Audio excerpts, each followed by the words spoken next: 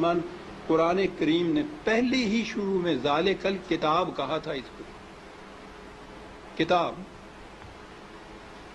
دنیا کی کوئی کتاب ایسی ہے کہ جس کی زبان آپ نہ جانتے ہوں اور کتاب پڑھتے چلے جاتے ہیں؟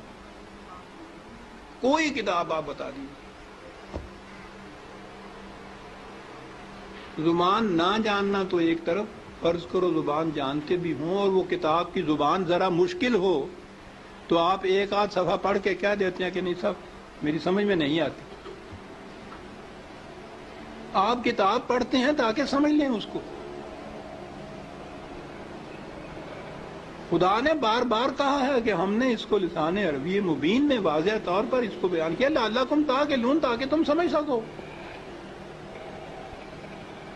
کتاب کو اگر سمجھ کے پڑھ لیا جاتا عزیزان من تو نہ ملوکیت باقی رہتی، نہ سرمایہ داری باقی رہتی، نہ مذہبی پیشوائیت باقی رہتی. سازش یہ کی گئی کہ سمجھنے کی بات یہ ہے نہیں، بغیر سمجھنے کے، بغیر مفہوم جاننے کے ان کے الفاظ کا دہرا دینا جو ہے اس سے نیکیاں مل جاتی.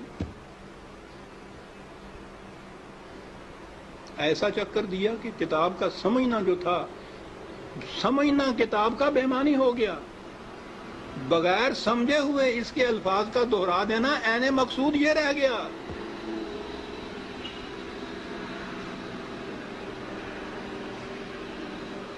اعلیٰ سے اعلیٰ درجے کی کسی طبیب، حکیم کی، فلاسفر کی نسخوں کی کتاب، ہر مرض کا نسخہ جہاں لکھا ہو اس کے اندر، آپ اس کو سمجھے نہیں اس زبان کو اور وہ نسخے زبانی یاد کر لیں اور صبح اٹھ کے ان کو نسخوں کو رٹتے رہیں، شام تک بولتے رہیں.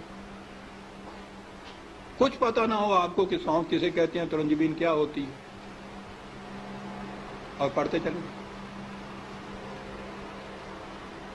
کیا مرض کی شفا مل جائے گی اس طرح سے؟ اس کتاب کا مصرف مقصد پورا ہو جائے گا؟ میں نے کہا ہے ابھی کہ ہے کوئی دنیا میں اور کتاب جس کے ساتھ یہ کچھ آپ کرتے ہوں؟ عزیزان من، اس کتاب عظیم نے کیا لیا ہے کہ ہم اس کے ساتھ یہ کرتے جو کسی کتاب کے ساتھ نہیں کرتے؟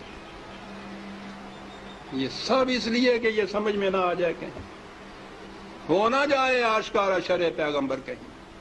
یہ آج ہی کی سازش نہیں ہے، شروع سے چلی آ رہی ہے. یہ لگا دو اس لائن کے اوپر کہ دہراتے جاؤ اس کو ساتھ بغیر سمجھے. نہ وہ آگے جو امام کھڑا ہوتا ہے حافظ، اس کو پتا ہوتا ہے میں کیا لفظ دہرا رہا ہوں، نہ یہ سننے والوں کو پتا ہوتا ہے کہ یہ الفاظ کیا معنی رکھتے ہیں. دونوں ہی مطمئن ہوتے ہیں کہ ثواب حاصل ہوتا ہے اس سے. اس کتاب کے ساتھ کیا کی تو ہم میں اور ان میں کیا فرق ہے جن کے پاس وہ کتاب نہیں ہے؟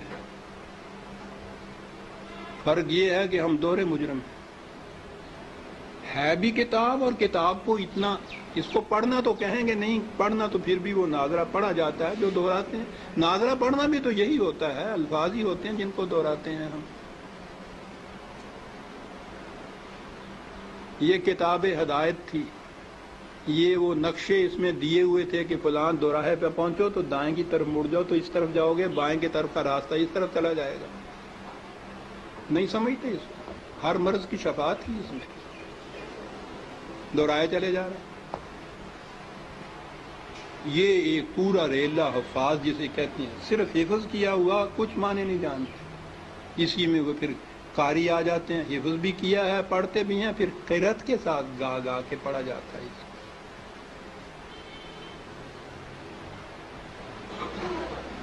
قانون کی کتاب گا کے پڑھنے کی. قرآن میں یہ لکھا ہوا ہے کہ چوری کرنے والا اور تو چوری کرنے والی ہو، جرم کے عوض میں اس کے ساتھ یہ سزا اس کو دو. اب اس کو آپ گاتے چلے جائیے قانون کو.